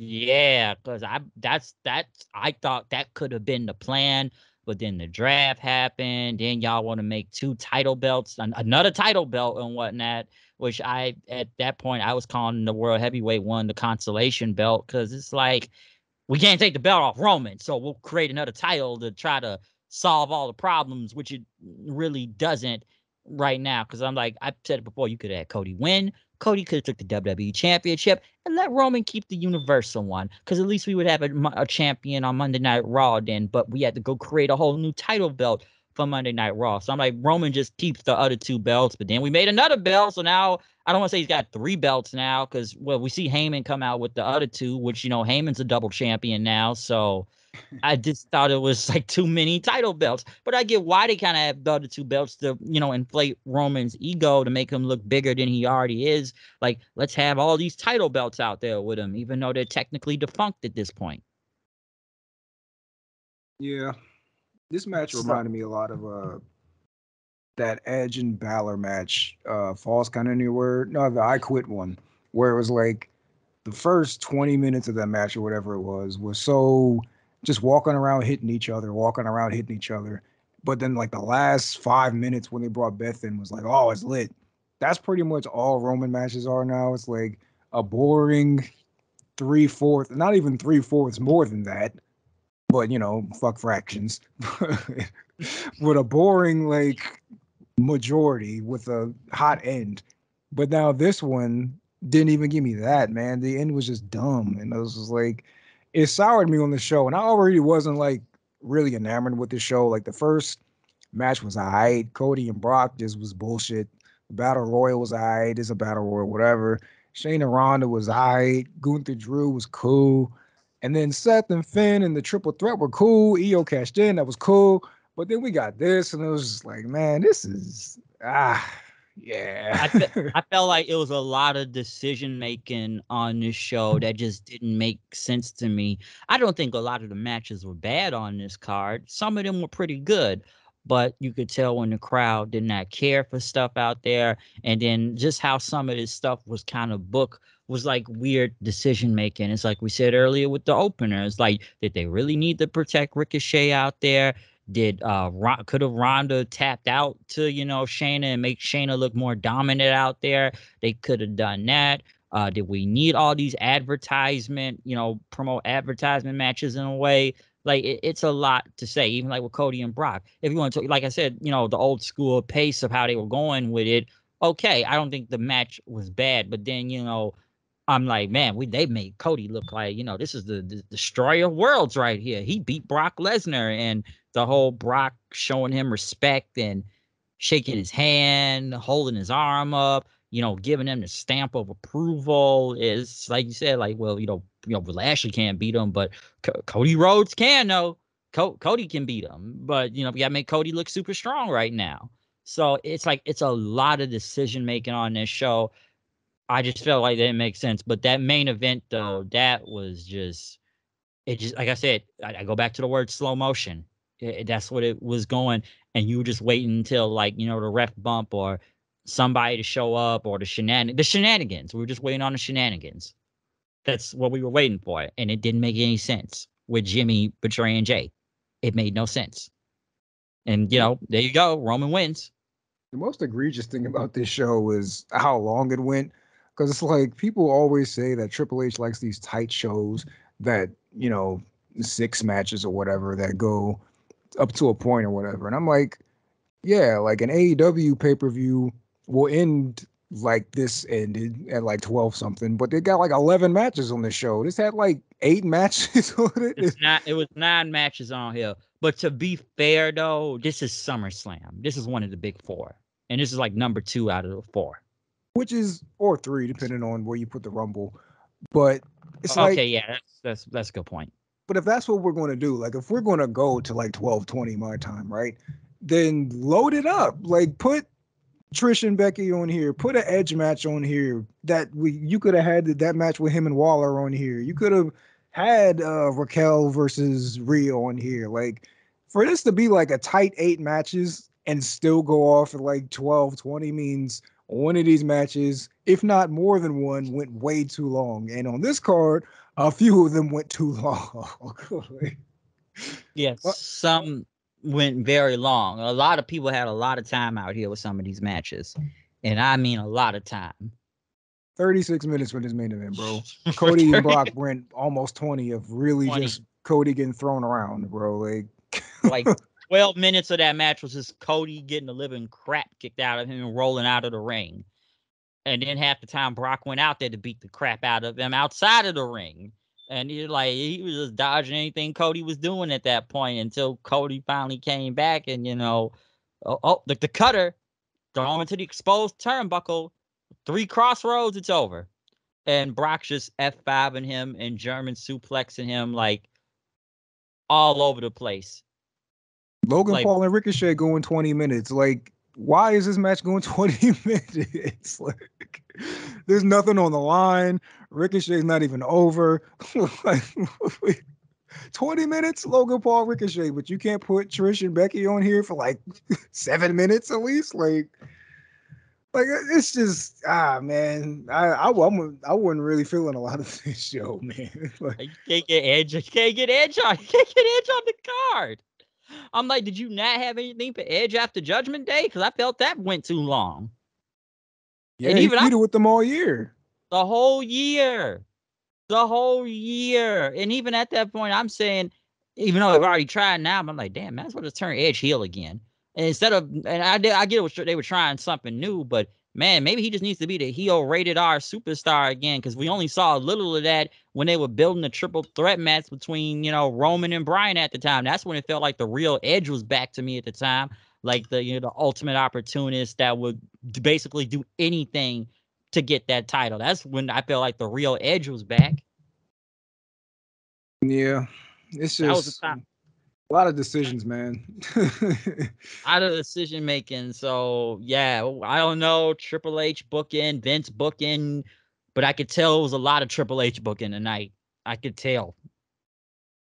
So that just got me, and that's how I was like, I was done. I'm like, I'm not about to go watch this post conference thing. I just went and looked at the damn Jake Paul and Nate Diaz fight, because I'm like, I already kind of felt, like I said earlier with Triple H, is like, well, it's the story, it's now you finish it. It's opening a new chapter. So now we got to have Jay versus Jimmy now. Why? I don't think there's anything they can say that can justify it, bro. They'll try.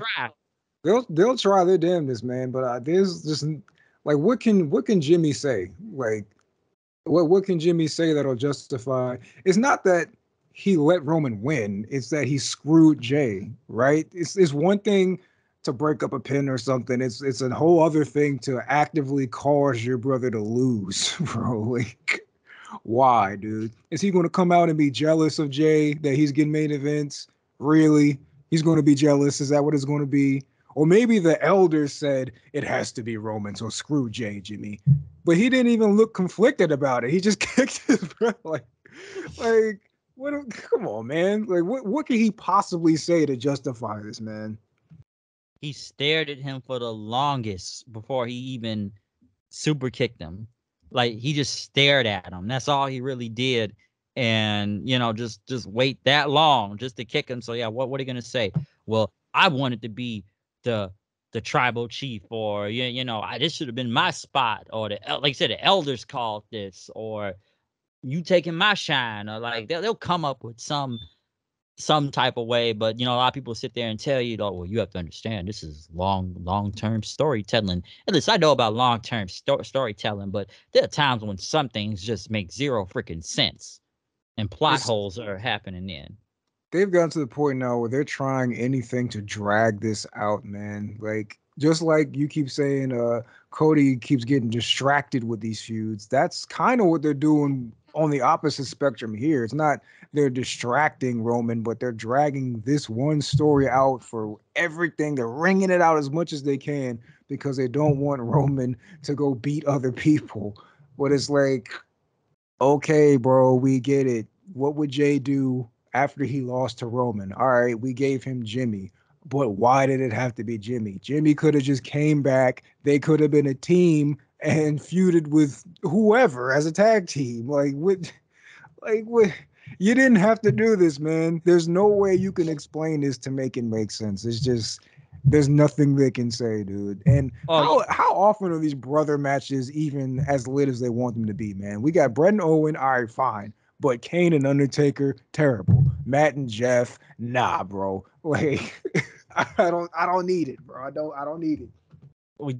I've seen enough brother versus brother matches in the past, and only some of those have been good and whatnot. But the fact that we've gone in this direction, it's like you said, we gotta drag this thing on. And Michael Cole can sit there and do interviews and say like, well, this deserves an Emmy and everything. I'm like, really, dude? An Emmy? Like, what show are you on again? And like cinema and all this stuff.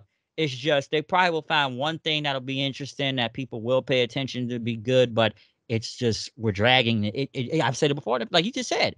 There are times where this story is just dragged and it's dragged and it's dragged, and it's like until we find something important that everybody will pay attention to, it'll just drag on for a minute until we get something interesting for people to care about it and whatnot.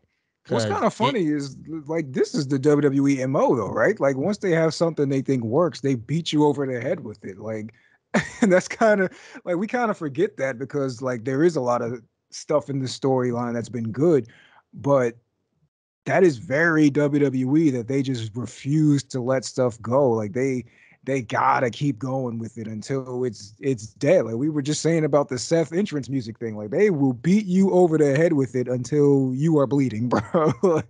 oh yeah, they will push it to the most. So they will push it to the as far as they can. They will just make it keep going and keep going and until you're sick of it and whatnot.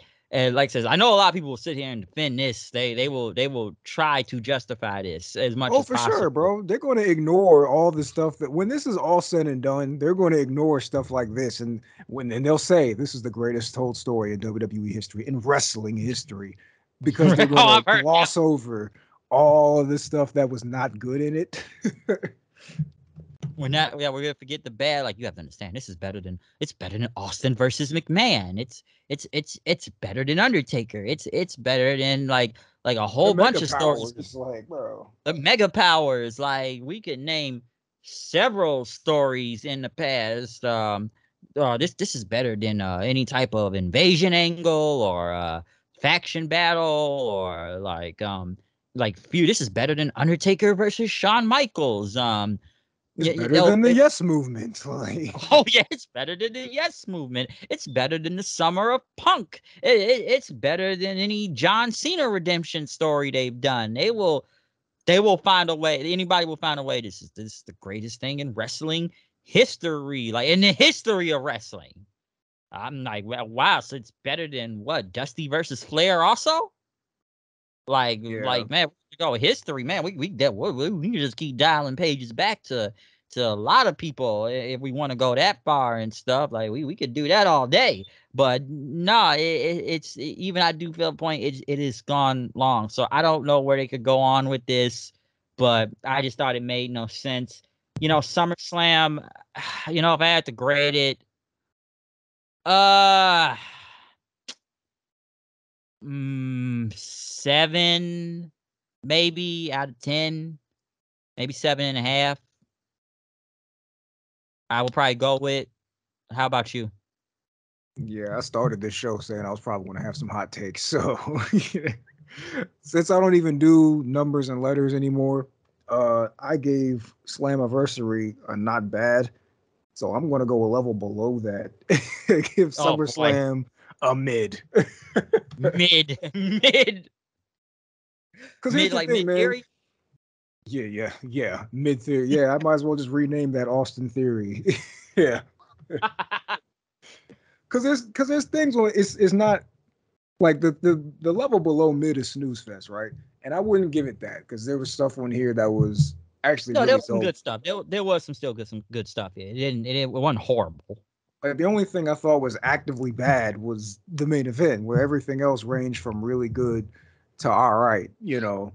But because of how I felt when the show was over, bro, and and actually the majority of the show was all right, like mid. That's what I gotta give it, bro, because Paul and Ricochet was fine. Cody and Brock Lesnar, I didn't like. The Battle Royal was a Battle Royal. Shayna and Rhonda was mid. Gunther and Drew, I thought was disappointing for what I thought it could be. And the world title and the women's title were dope. But then everything else just ranged from all right. And then I didn't like the main event at all. So, I can't go any higher than this was a mid show. I'm never going to watch it again. I didn't thoroughly enjoy what I was watching. It's not worth the rewatch. It's not an all timer. It was mid. It was mid. It was mid. That was it. But I do agree. I think the best things probably out of night was the world title match. I thought the women's thing was really good. I actually did like Cody and Brock. If it, one for, like I said, the ham and fisting things of a few things here and there. But I get the old school style approach of where they were going with. But like everything else was either kind of good or just very mid level or not good at all. But like the main event of how it went on that long and how things started to drag in slow motion and how the whole Jimmy Uso thing really didn't make any type of sense. Obviously, because like we already said, we knew Jay wasn't gonna beat him, and I don't know where people thought like Jay was really gonna beat Roman Reigns. Like, well, you have to understand, we've seen guys in tag teams break out on their own and become big stars and whatnot. But it's like, is Jey Uso really the guy to beat Roman and whatnot? I'm like we've already went through this before about tag teams, people that have gone on their own and become bigger stars singly. Okay, this isn't Jeff Hardy, this isn't Booker T, this isn't a Scott Steiner, this isn't even hell a Bully Ray. Like we can go through a lot of this isn't Shawn Michaels. Um, a lot of people that were tag team guys and became big stars after that. So I don't think Jay is one of those guys. Don't get me wrong, his stock is higher than ever before, but to believe he was going to beat Roman for the title, and people thought like, it would have made sense. But where does Cody fit in there? People thought the story of Cody is over now, so we need to move on to Jay. I don't think that was ever going to happen of him winning the title. No, I agree. So that's how I put it, but that's why I'm kind of going with a 7 to 10 out of this show. So that's my thing on SummerSlam. But yeah, the ending was just I was just like, hey, what, like what? And then it just ends, and it was like 11 something over here when it ended. So Yeah, they yeah, say this it's sometimes it's how you leave them, man. And when the last thing I see actively pisses me off, it's like, well, throw the show in the bin, bro. Like, so yeah, there you go. That's what I would say about it. So yeah, but yeah, this is the SummerSlam review, folks. So yeah, we're going off from that at this point. But yeah, other than that, do you have anything last to plug in for you in this? nah, it's always just cool to come on here and chop it up, talk about wrestling. Even though I came on here with some crazy negative energy, it wasn't really on purpose. Like, Hey, speak your mind.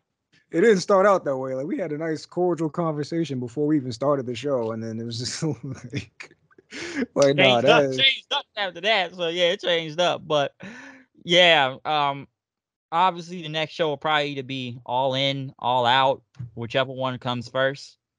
Yeah, they Obviously, wilding with that, man. That's two. They're not doing it on Max or nothing, but it's legit going to be 2 pay-per-views in a row on weekends. That's back crazy. back to back weeks, and I'm sure All In will start earlier, given it's in England.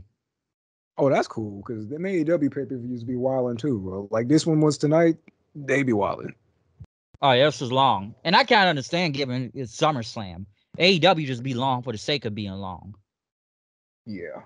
That's with them. They just be there for the sake of being long. Like I can't understand this time because it's SummerSlam, but I'm sure All In and All In is one of the big ones. But the fact you're doing All In and All Out, is that gonna go? I don't know, but I know it's gonna be really long, and we only know one match for it right now. So Whoa, whoa, whoa, obviously whoa! You it's. said All In is going to be a big one. All In is the biggest wrestling show of all time. Didn't you see what they said on Wednesday? Hey, I was at the first one. Yeah, this is Wembley. This is Wembley, folks. This is Wembley. You know they're number one in that market, according to Tony. They're the number one market over there. They're number one in a lot of markets, apparently. Yeah, fair. Yeah, according to Tony, they're number one in the market. They're a secondary company, folks. They're number one everywhere else, apparently. So whatever numbers he's reading, I don't know, but I guess they are. So yeah, All In Wembley. I don't know how many tickets they really sold at this point, but they making it like it's the what's gonna happen at Wembley Stadium, and then next week it'll be All Out in Chicago. So yeah, the biggest show of all time apparently. We'll see where that goes. So we'll be back for that review, whichever one. So yeah, but other than that, comment, subscribe, follow me on Twitter at HoodedKnight890, and yeah, we will be back for that next review. So out of here, see y'all then, and peace. You mean And follow you on